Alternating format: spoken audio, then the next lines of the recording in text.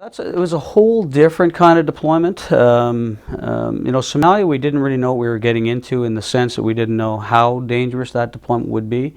It wasn't kind of a shooting war in Somalia that maybe we expected. But we certainly knew that the former Yugoslavia was in a very different position. It was more reminiscent of traditional warfare that we would have thought about, in the Second World War.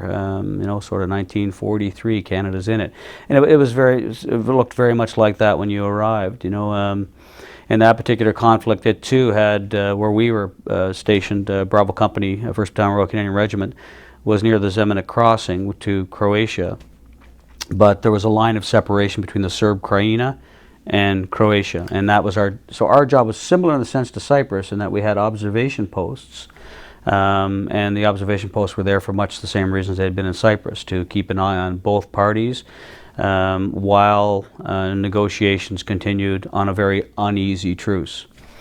So that was sort of the large portion of our deployment. Same idea, same concept, areas to patrol, same OPs, but the sense that conflict was imminent was always there, and there was certainly more shooting going on than there was in Cyprus.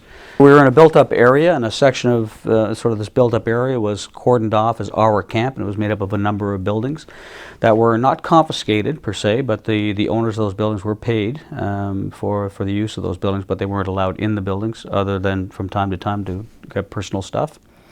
So yeah, culture shock in the sense, military culture shock in the sense that the operation was very real. The danger was palpable, and certainly the devastation of war perhaps was more closely brought home than previous deployments, because you could see it quite visually all the time.